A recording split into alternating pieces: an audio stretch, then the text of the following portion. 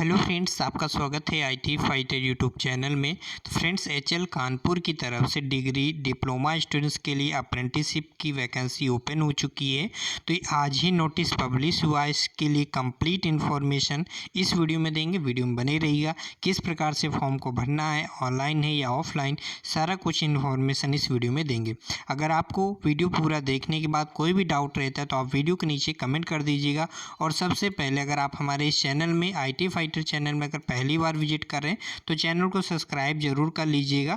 और अगर वीडियो पसंद आए तो लास्ट में आप लाइक कर दीजिएगा। चलिए स्टार्ट करते हैं। तो ये जो अप्रेंटिसशिप की वैकेंसी है डिग्री डिप्लोमा के लिए, आप यहाँ पे देख लिया होगा। और ये कानपुर के लिए, ठीक है। यहाँ पर आप मेंशन है, देखिए कानपुर। अब नीचे यहाँ पर देख लेते हैं यहाँ पर किस डेट से यहाँ पे फॉर्म अप्लाई करने के लिए यहाँ पे मांगा गया है। तो फ्रेंड्स, इन्होंने बताया कि जो आवेदन पत्र है यह 16 जून से 30 जून तक आमंत्रित है, ठीक है। तो 16 जून से 30 जून तक आप इस फॉर्म को भर सकते हैं। अब ऑनलाइन भरना या ऑफलाइन, ये भी आगे हम बात करेंगे। तो यहाँ पर इन्होंने देखिए क्या क्या है, डाक द्वारा भेजना है। तो मतलब क्या है, ये फॉर्म आपको ऑफलाइन मेथड से, मतलब आपको ऑफलाइन फॉर्म है, इसे भरना है और इस पते पर भेजना है। किस प्रकार से फॉर्म को भरना होगा वो सारा कुछ आगे हम डिस्कस करेंगे। यहाँ पर किस किस पोस्ट के लिए, यहाँ पर किस किस यहाँ पर पोस्ट के लिए यहाँ पर है।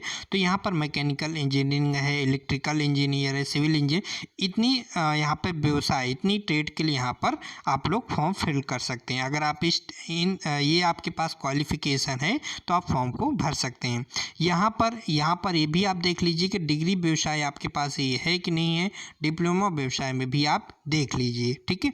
इतना देखने के बाद यहाँ पर आपको नीचे स्क्रॉल करना है। नोटिफिकेशन हम आपको टेलीग्राम में प्रोवाइड करा देंगे कुछ हावर बाद। वहाँ पर आप इसे अच्छे से रीड कर लीजिएगा, लेकिन हम अच्छे से यहाँ पर हर एक पॉइंट को डिस्कस करेंगे। आवेदन पत्र के साथ निम्नलिखित प्रमाण पत्रों की 100 प्रमाणित प्रति संलग्न न होने की स्थिति में आवेदन पत्र निरस्त कर दिया जाएगा। ये बहुत अच्छा इंपॉर्टेंट पॉइंट है।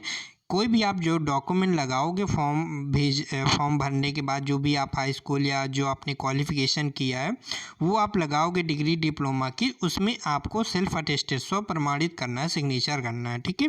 आगे इन्होंने क्या क्या बताया है कि आवेदन के साथ संलग्न किए जाने वाले आवश्यक प्रमाण पत्र, तो क्या क्या उसमें डॉक्यूमेंट लगाने, ये बहुत ही इंपॉर्टेंट बात है। तो क्या करना है, अप्रेंटिसशिप पंजीकरण संख्या दर्शाते हुए ईमेल कॉपी। तो एक अप्रेंटिसशिप का रजिस्ट्रेशन नंबर होता है, वो आपको फोटो कॉपी प्रिंट आउट निकलवा लेना है, ठीक है। ईमेल कॉपी आपको लगाना है। हाई स्कूल अंक पत्र एवं प्रमाण पत्र की 100 प्रमाणित फोटो कॉपी, ठीक है। तो हाई स्कूल की फोटो कॉपी, अंक मार्कशीट यहाँ पे बोला गया है, तो मार्कशीट एवं प्रमाण पत्र, ठीक है। तो ये आपको वहाँ पे क्या करना है, सेल्फ अटेस्टेड सिग्नेचर करना है, ठीक है। तकनीकी बोर्ड द्वारा जारी डिक्लेमर जारी डिग्री डिप्लोमा अंतिम मूल अंक पत्र प्रमाण पत्र की 100 प्रमाणित फोटो प्रति, ठीक है। तो ये सब आपको लगाना है, फोटो कॉपी, और उसमें सिग्नेचर करना है, ये आपको भूलना नहीं है, ठीक है। आगे यहाँ पे बात कर दें, यहाँ पे इन्होंने आरक्षण पर बात किया है कि ईडब्ल्यूएस आर्थिक दृष्टि से की श्रेणी में आते हैं तो वो अपने जिले के सक्षम प्राधिकारी द्वारा जारी प्रमाण पत्र ईडब्ल्यूएस को छोड़कर जो दिनांक 1 यहाँ पे 2018 से पूर्व का ना हो, ठीक है। 2018 से पूर्व का आपका नहीं होना चाहिए। यहाँ पर किसको बोला है, यहाँ पे ईडब्ल्यूएस को छोड़कर, ठीक है। तो ये सर्टिफिकेट आपके पास होने चाहिए। और इसके अलावा निवास प्रमाण पत्र भी यहाँ पे क्या है, इन्होंने मेंशन कर दिया कि कौन कौन से डॉक्यूमेंट आपके पास होने चाहिए, ठीक है। तो यहाँ पर जैसे ये क्या है, SC ST OBC के लिए यहाँ पे इन्होंने बात कर लिया है, और उनका जो सर्टिफिकेट होता है वो 2018 के पहले का ना हो, लेकिन ईडब्ल्यूएस का यहाँ पे लेटेस्ट होना चाहिए। ईडब्ल्यूएस का मतलब 1 ईयर ही उनका मान्य रहता है, इसलिए यहाँ पर ईडब्ल्यूएस की बात नहीं की गई।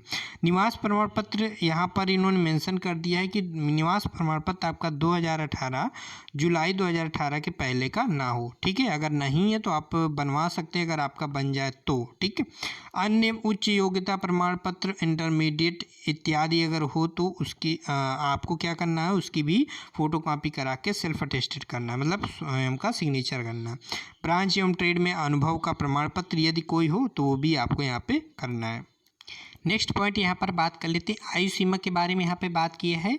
तो आयु सीमा यहाँ पे क्या मांगा है, बहुत ही इंपॉर्टेंट है। तो आयु सीमा यहाँ पे देख लीजिए, दिनांक 1 जुलाई 2021 को सामान्य उम्मीदवारों के लिए अधिकतम आयु सीमा 27 वर्ष होनी चाहिए। तो यहाँ पे मैक्सिमम आयु क्या है, 27 वर्ष है। इसके बाद अगर आप ओबीसी से हैं तो 3 साल की छूट है, और SC ST से हैं तो 5 साल की छूट है। तो आप यहाँ पे 3 साल जोड़ लीजिएगा, 30 साल तक ओबीसी वाले स्टूडेंट भर सकते हैं और 5 साल SC ST के, ठीक है। तो यहाँ पर, और अगर आप विकलांग हैं तो इसके लिए यहाँ पर आपको अलग से छूट दी जाएगी। दिव्यांग कैटेगरी के लिए यहाँ पर अभ्यर्थियों को 10 वर्ष की छूट प्रदान की जाएगी, ठीक है। ये हो गया आरक्षण की बात।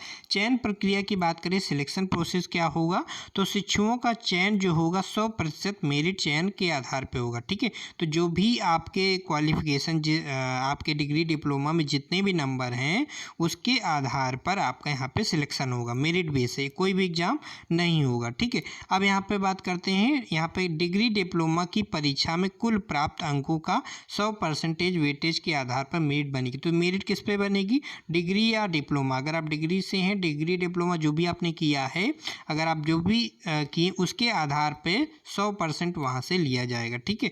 जैसे ITI में क्या होता है कि ITI में अगर हाई स्कूल का 70% लेते हैं और ITI में जितने नंबर आए उसका 30% लेते हैं, ऐसे लेते हैं। लेकिन डिग्री डिप्लोमा में क्या पे जो भी क्वालिफिकेशन है उसी में से 100% लिया जाएगा, ठीक है। आगे यहाँ पे बात कर लेते हैं, आरक्षण अप्रेंटिसशिप अधिनियम के अनुसार लागू होगा, क्लियर। चलिए नेक्स्ट पॉइंट है, CGPA ग्रेड अंक में बदल कर लिखें, केवल CGPA ग्रेड वाले आवेदन पत्र निरस्त कर दिए जाएंगे, ठीक है। तो CGPA ग्रेड अंक में बदल के आपको नंबर में लिखना है, ग्रेड में नहीं लिखना है, ये सिंपल से समझना। पहले क्या है, ग्रेड में चलता था ना, इस वजह से। तो आपको क्या है, अंक में बदल कर लिखना है अगर आपका CGPA, ठीक है। अब आगे यहाँ पे बात कर लेते हैं, आरक्षित वर्ग का प्रमाण पत्र ना होने पर अभ्यर्थी को सामान्य वर्ग में माना जाएगा। अगर आरक्षित, जिस भी आप कैटेगरी से हैं, अगर आप आरक्षण रखते हैं, आरक्षण के प्राप्त हैं, जैसे SC कैटेगरी से हैं लेकिन आपके पास सर्टिफिकेट नहीं है, तो आपको यहाँ पे क्या है, सामान्य वर्ग में माना जाएगा। EWS का सर्टिफिकेट नहीं है तो फिर किस में काउंट किया जाएगा, सामान्य वर्ग में किया जाए। इसलिए आरक्षित आपके पास क्या है, यहाँ पर सर्टिफिकेट होना चाहिए। नेक्स्ट यहाँ पर पॉइंट है कि फोटोकॉपी स्पष्ट ना होने पर स्थिति में आवेदन निरस्त कर दिए। जो भी आप फोटोकॉपी लगा रहे हैं वो स्पष्ट होना चाहिए, धुंधला नहीं होना चाहिए, साफ कुछ दिखना चाहिए, साफ दिखना चाहिए। किसी प्रकार की सिफारिश अथवा अनुचित दबाव डालने पर आपका आवेदन निरस्त कर दिया जाएगा, ये भी आपको यहाँ पे याद रखना। स्टाइपेंड की बात करेंगे, स्टाइपेंड इन्होंने मेंशन किया है, तो यहाँ पर आगे इन्होंने क्या किया, क्या कहा है, वर्ष 2018-19-20 2020-21 के उत्तीर्ण डिग्री डिप्लोमा अभ्यर्थी आवेदन करने के प्राप्त होंगे। तो 2018-19 के पहले भी जितने भी डिग्री डिप्लोमा वाले स्टूडेंट्स हैं वो इस फॉर्म को अप्लाई नहीं कर सकते, ये ध्यान से सुन लीजिएगा। 2018 के पहले जितने भी स्टूडेंट्स हैं वो इस फॉर्म को अप्लाई नहीं कर सकते। आप अगर आप 2017 में पास आउट हैं तो आप इस फॉर्म को अप्लाई नहीं कर सकते हैं। अगर हम बात करें उम्मीदवारों की जो यहाँ पे दिशा निर्देश हैं वो आपको अच्छे से समझना होगा। HL कानपुर द्वारा प्रस्तावित आवेदन पत्र 2021-22 का प्रारूप ही मान्य होगा। मतलब कोई फॉर्मेट, आपको पुराना फॉर्मेट नहीं डाउनलोड करना है, जो नया फॉर्मेट नीचे दिया गया है उसी फॉर्मेट को प्रिंट आउट निकलवाना है और उसको भरना है, हाथ से भरना है। इसके बाद फोटोकॉपी आपको लगा के भेजना है। अभ्यर्थियों को सलाह दी जाती है कि रजिस्ट्रेशन नंबर प्राप्त करने के लिए इस वेबसाइट पर, ठीक है, इस वेबसाइट पर जाना है और आपको पोर्टल पर रजिस्ट्रेशन करें तथा आवेदन पत्र में रजिस्ट्रेशन नंबर लिखें। तो आप लोगों को रजिस्ट्रेशन करना है, अगर आपने नहीं कर रखा है MHRD इस वेबसाइट पर जाना है और आपको रजिस्ट्रेशन करना है। रजिस्ट्रेशन नंबर एक आपको मिलेगा, तो आवेदन जो फॉर्म होगा वहाँ पर आपको एक रजिस्ट्रेशन नंबर लिखना होगा, ठीक है। अगर ITI स्टूडेंट्स होते हैं तो उनको क्या है, apprenticeship.gov.in पे जाके रजिस्ट्रेशन करना होता है और उनको वहाँ पे रजिस्ट्रेशन नंबर लिखना होता है, ठीक है। अब HL में अगर आप HL में आपके संबंधित कोई रिलेशन में है या फिर ठीक है, तो वहाँ पर आपको थोड़ा सा छूट मिलेगी। HL में सेवारत, सेवानिवृत्त, मृतक कर्मचारियों के आश्रितों, बच्चे और पत्नी को कर्मचारी का विवरण संबंधित प्रभाग के मानव संसाधन अधिकारी से संलग्न प्रारूप पर प्रमाणित कराकर भेजें। अगर यहाँ पर इससे संबंधित आपके में से कोई है तो फिर आपको क्या करना होगा, मानव संसाधन अधिकारी से आपको क्या होगा, आपको वहाँ पे प्रमाणित कराना होगा, ठीक है। फिर आपको उसी के साथ में जो आप भेज रहे हो ना, उसी के साथ में आप भेज दोगे फॉर्म को, ठीक है। ठीक, क्लियर है। चलिए आगे हम बात करते हैं, मूल प्रमाण पत्र संलग्न ना करें, केवल उसकी स्व प्रमाणित प्रति संलग्न करें। इसका मतलब समझ लीजिए, बहुत सारे स्टूडेंट नए नए होते हैं तो उनको कुछ पता नहीं होता, तो वो ओरिजिनल डॉक्यूमेंट भेज देते हैं। ऐसा नहीं करना। मूल प्रमाण पत्र क्या होता है? ओरिजिनल। तो वो आपको नहीं भेजना, उनकी फ़ोटो कॉपी करना है। फ़ोटो कॉपी करने के बाद उसमें अपना राइट हैंड साइड नीचे की तरफ अपना सिग्नेचर करना है। नेक्स्ट है यहाँ पर अपूर्ण, कोई भी फॉर्म है वो आपको अधूरा नहीं छोड़ना है। उम्मीदवार के हस्ताक्षर के बिना आवेदन पत्र अविष्कृत कर दी जाए। कोई भी फॉर्म में सिग्नेचर सभी फॉर्म में करना है जो भी आप फॉर्म भरेंगे और साथ ही साथ जो भी डॉक्यूमेंट लगाएंगे। नेक्स्ट है यहाँ पे चयन प्रक्रिया के बारे में बताया। चयन प्रक्रिया के लिए बुलाए गए आवेदकों को कोई TA-DA यात्रा भत्ता नहीं दिया जाएगा। ठीक है। सत्यापन प्रक्रिया के दौरान यदि आवश्यक हो तो आवेदकों को ठहरने के लिए अपनी व्यवस्था स्वयं करनी होगी। ठीक है, कोई भी रहने की व्यवस्था नहीं की जाएगी। आपका सिलेक्शन होता है तब भी और सिलेक्शन होने के पहले भी, जब भी आप डॉक्यूमेंट वेरिफिकेशन करवाते हो। HL कंपनी किसी भी पोस्टल विलंब, गलत डिलीवरी या पोस्टल नोटिस ट्रांजिट में गुम हो जाने के कारण आवेदन पत्र प्राप्त न होने के लिए जिम्मेदारी नहीं होगी। तो आपकी जिम्मेदारी हो गई, आपको अच्छे से टिकट लगा के जैसा भी एनवलप लगेगा सारा कुछ सही से फॉर्म को भेजना। अब यहाँ पे काफ़ी इंपॉर्टेंट है यहाँ पर स्टाइपेंड के बारे में। स्टाइपेंड के बारे में बात करें, प्रशिक्षण लेने वाले उम्मीदवारों को अप्रेंटिसशिप अधिनियम के अनुसार वृत्ति का स्टाइपेंड दिया जाएगा। शिक्षुता प्रशिक्षण अवधि केवल 1 वर्ष की होगी। वर्तमान में डिग्री शिक्षुओं की वृत्ति का ये मतलब कि स्टाइपेंड 4,984। यहाँ पर हम बता दें HL लखनऊ में अब डिग्री वालों स्टूडेंट्स के लिए यहाँ पर स्टाइपेंड 9,000 हो गया है। ठीक है। अब यहाँ पे कानपुर की बात करें तो हो सकता है नोटिफिकेशन में इन्होंने अपडेट ना किया हो, लेकिन हमें लगता है कि जब आप ज्वाइन करोगे तो आपको स्टाइपेंड 9,000 मिलेगा, क्योंकि HL में सभी जगह आपको स्टाइपेंड बढ़ गया है डिग्री डिप्लोमा के लिए। और ITI वालों स्टूडेंट्स के लिए 10,000 था तो वो आपका 7,000 कर दिया गया। अब हम बात करें, जैसे इन्होंने डिप्लोमा के लिए यहाँ पे स्टाइपेंड बताया है कि डिप्लोमा वाले स्टूडेंट के यहाँ पे स्टाइपेंड 35-42 है, तो ये भी बढ़ के आपका हो गया है 8,000 हो गया। ठीक है।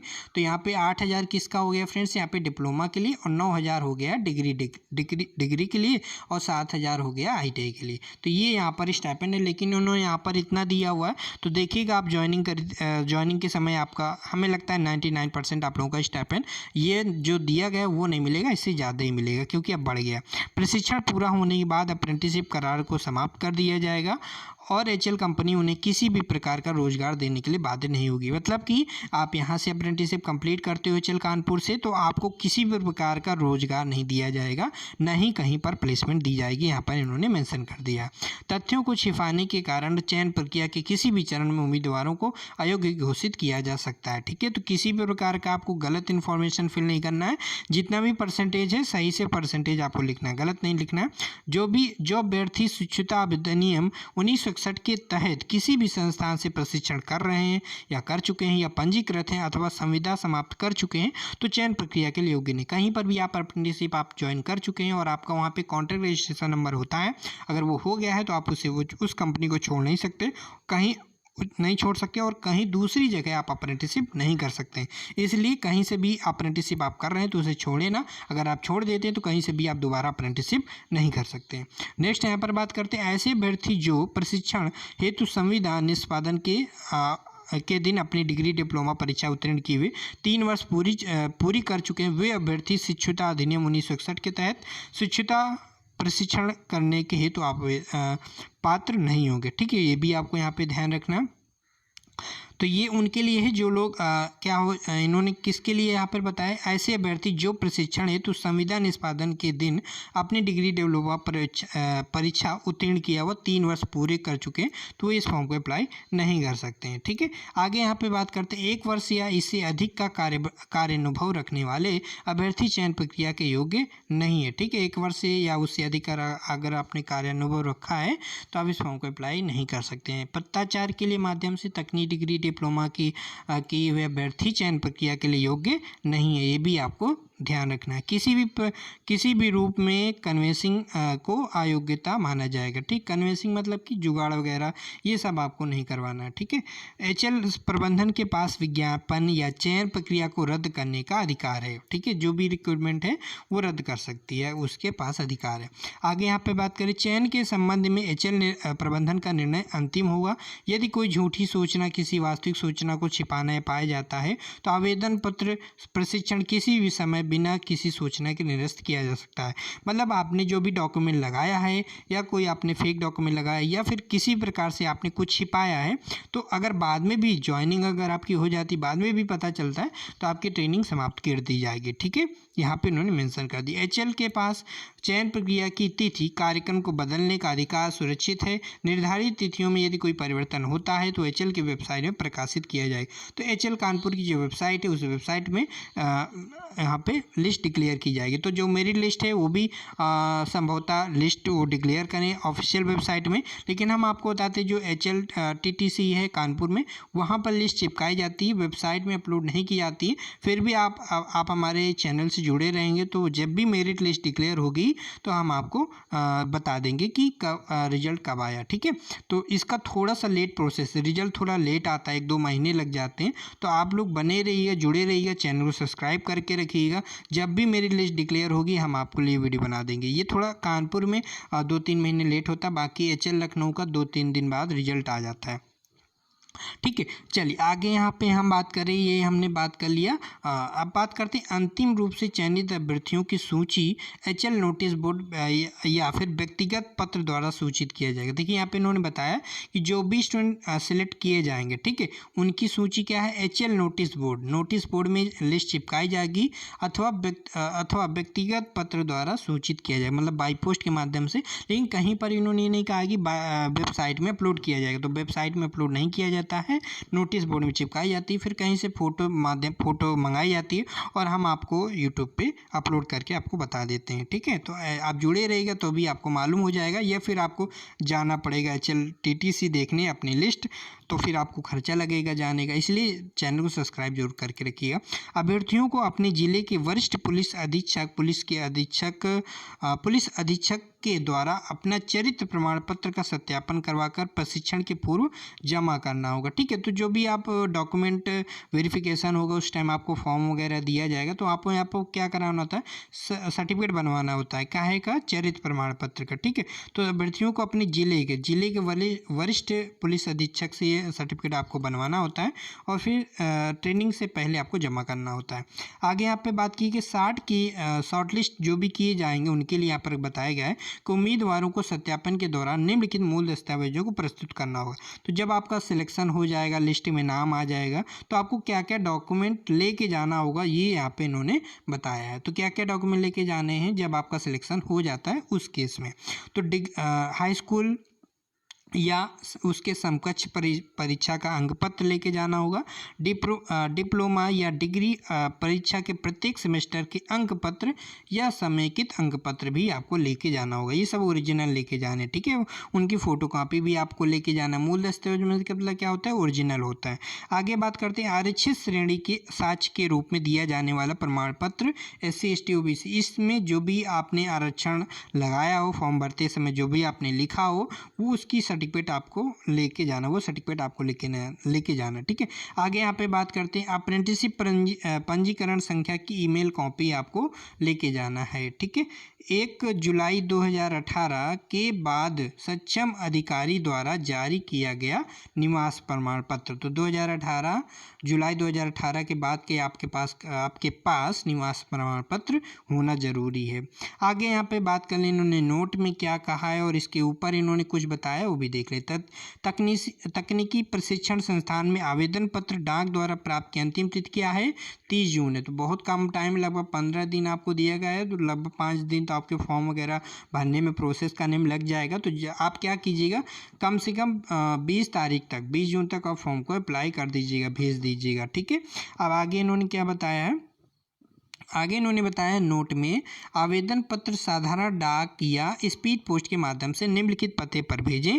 प्रशिक्षण विभाग में आवेदन पत्र हाथ द्वारा स्वीकार नहीं किए जाए। ठीक है, तो बाई पोस्ट स्पीड पोस्ट के माध्यम से ही स्वीकार किए जाएंगे। इस पोस्ट को जब भी आप इन्वॉल्व लोगे उसमें यहाँ पे ये एड्रेस आपको मेंशन करना होगा, अच्छे से क्लियर लिखिएगा।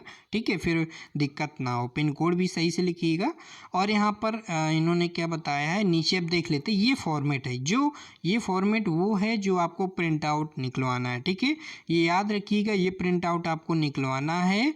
और कितने पेज है, 2 पेज है, 2 पेज आपको प्रिंट आउट निकलवाना है, फिर अच्छे से भरना है। भरने के बाद जो जो डॉक्यूमेंट इन्होंने कहा है वो डॉक्यूमेंट आपको लगाना है। जैसे कि इन्होंने यहाँ पर हाँ या नहीं लिखना है, तो अप्रेंटिसशिप पंजीकरण संख्या को दर्शाते हुए ईमेल कॉपी, अगर आपने दर्शाया है, ईमेल कॉपी आपने लगाई है, तो आपको हाँ लिखना है। हाई स्कूल के अंक प्रमाण पत्र, स्वप्रमाणित पत्र, ये सब आपको यहाँ पे अगर आपने जो जो यहाँ पर लिखा हुआ वो अगर आपने लगाया है तो हाँ करना है, नहीं लगाया है तो नहीं करना है। ठीक है, तो सारा कुछ यहाँ पे आपको लगाना होगा। यहाँ पे देखिए पैन कार्ड भी यहाँ पे मांगा गया, तो हम क्या है सब कुछ अच्छे से पढ़ देते हैं। तीसरा नंबर यहाँ पे जो भी डिग्री डिप्लोमा है उसकी भी मूल अंक पत्र यहाँ पर आपने लगाया होगा, तो यहाँ पे हाँ लिखना है। और यहाँ पे ध्यान दीजिएगा, नीचे आप जब देखिएगा तो यहाँ पे शिक्षक के हस्ताक्षर लिखा हुआ है, तो यहाँ पे हस्ताक्षर करना मत भूलिएगा। ठीक है, यहाँ पे हस्ताक्षर कर देना है। और ब्रांच टेट के अंक प्रमाण पत्र यदि कोई हो तो अगर आपको हाँ लिखना है। पॉइंट नंबर 8 की बात करें, यहाँ पर उच्च योग्यता प्रमाण पत्र, अगर आपने इंटरमीडिएट आपने लगाया है तो अगर है तो हाँ लिख देना है, नहीं है तो कोई बात नहीं। ठीक है, पैन कार्ड की फ़ोटोकॉपी लगानी है, ये अगर है तो हाँ कर देना है, नहीं है तो नहीं कर देना है। आधार कार्ड की फ़ोटोकॉपी लगाना ही है। इसमें देखिए सब में लिखा हुआ है स्वप्रमाणित, मतलब कि आपको सिग्नेचर करना है। आधार कार्ड की फ़ोटोकॉपी में भी आपको सिग्नेचर करना है, जो भी आप डॉक्यूमेंट लगाओगे उसमें सिग्नेचर करना है। और यहाँ पे जो जो आप लगाओगे उसमें आपको यहाँ पे हाँ लिखना है। ठीक है, चलिए निवास प्रमाण पत्र इसी प्रकार से आप लगा दोगे। अब आगे यहाँ पे बात करते हैं विवरण के बारे में। बात किया जो भी आपको डिटेल है वो डिटेल आपको फिल करना है। और डिटेल किस में फिल करना है, हिंदी में आप फिल कीजिए, क्योंकि हिंदी में यहाँ पे लिखा हुआ है। तो यहाँ पे फ़ोटो आपको चिपकानी है, याद रखिएगा। और यहाँ पे जो भी आप फ़ोटो चिपकाएं वो फ़ोटो ज़रूर अपने पास रखें, ऐसा नहीं कि केवल एक ही फ़ोटो हो। ठीक है, और यहाँ पे वो नंबर आपको लिखना है। इसके बाद यहाँ पे आधार कार्ड नंबर लिखना है, इसके बाद पैन कार्ड संख्या लिखनी है। ये सारा कुछ डिटेल आपको फिल करना। आवेदक का नाम जो भी है वो आपको हिंदी में लिखना है, स्पष्ट अक्षरों में। और यहाँ पे पिता या पति का नाम जो भी है, माता का नाम यहाँ पर आपको लिखना है। ठीक है, जन्म तिथि जो भी आपकी डेट ऑफ बर्थ है वो लिखना है। और यहाँ पे क्या है कि आपकी एज है, वो जिस डेट को आप फॉर्म भर रहे हो उस डेट को आपकी क्या एज है वो यहाँ पे लिखना है। आप एज निकाल लेते होगे, कैसे निकालते हैं, आप क्या करोगे, जो भी आज की डेट है वो आप ऊपर लिखोगे, है ना। जैसे आज आपकी मान लो एज क्या है, आपकी एज मान लो आपकी क्या है 2018, यहाँ पे ऐसे करके करते हैं। 2021 इधर लिखते हैं, फिर आपका जो महीना है वो लिखते हैं। महीना मान लो 6वां है तो यहाँ पे जो डेट है आज मान लो 14 तारीख तो यहाँ पे 14 लिख देंगे, अगर 13 है तो 13 लिख देंगे। इसके बाद फिर यहाँ पे जो भी आपकी डेट ऑफ बर्थ है, मान लो 1998 है तो 98 लिखेंगे। और जो भी मंथ है वो अगर 6 मंथ चल रहा है तो 6 मतलब कि जून में आप हुए थे तो जून आपको यहाँ पे 6 लिखना है, जो आपकी डेट हुई है, फिर इसको घटा देना। ठीक है, अगर आपको डेट ऑफ बर्थ निकालना नहीं आता तो यूट्यूब पे सर्च कीजिएगा, आपको कई सारे वीडियो मिल जाएंगे। ये छोटा सा तरीका हमने बता दिया है, अगर आपको याद आ गया होगा, अगर आपने कभी अपनी एज निकाली होगी, ऐसे एज निकालते हैं। इसके बाद करें यहाँ पे हाई स्कूल, ये सारा कुछ आपको यहाँ पे अच्छे से ध्यान से फिल करना है, कोई भी गलती नहीं करना है। ठीक है, और यहाँ पे आपको पता लिखना है अच्छे से स्पष्ट। और यहाँ पे संपर्क मोबाइल नंबर लिखना है, ईमेल लिखनी है, जो भी चालू हालत में हो, ऐसा नहीं कि न चल रहा हो। बाएं अंगूठे का निशान यहाँ पे लगाना है और ब्लू कलर की स्याही का प्रयोग कीजिएगा। ठीक है, यहाँ पर अब आवेदक के हस्ताक्षर यहाँ पे आपको अपने हस्ताक्षर करने हैं। और जो भी यहाँ पे आपने भरा है ये सब सही है कि नहीं सही है वो यहाँ पर आपको देख लेना है। इसके बाद दिनांक और स्थान यहाँ पर लिख देना है। ठीक है, तो आशा करते हैं वीडियो आपको पसंद आया होगा। वीडियो काफ़ी लंबा हो गया लेकिन यूजफुल हुआ, हर एक चीज़ हमने आपको अच्छे से बताई है। जैसे कि अगर आप नए हो, बिल्कुल से कोई भी नॉलेज नहीं है, तो आप अच्छे से हर एक चीज़ को समझ गए होंगे।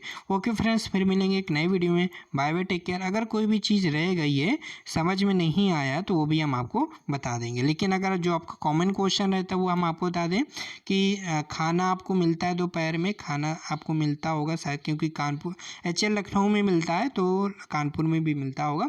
दोपहर का खाना आपको मिलेगा, सुबह नाश्ता में मिलेगा।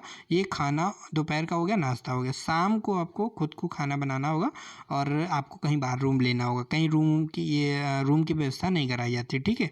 तो ये हमने यहाँ पर बता दिया जो आपका मन में डाउट रहता है। फिर मिलेंगे एक नए वीडियो में। बाय बाय, टेक केयर, अपना ख्याल रखिएगा। वीडियो पसंद आए तो वीडियो को लाइक ज़रूर कीजिएगा, कोई डाउट हो तो कमेंट कर दीजिएगा और चैनल में नए तो सब्सक्राइब जरूर कर दीजिएगा, ठीक है।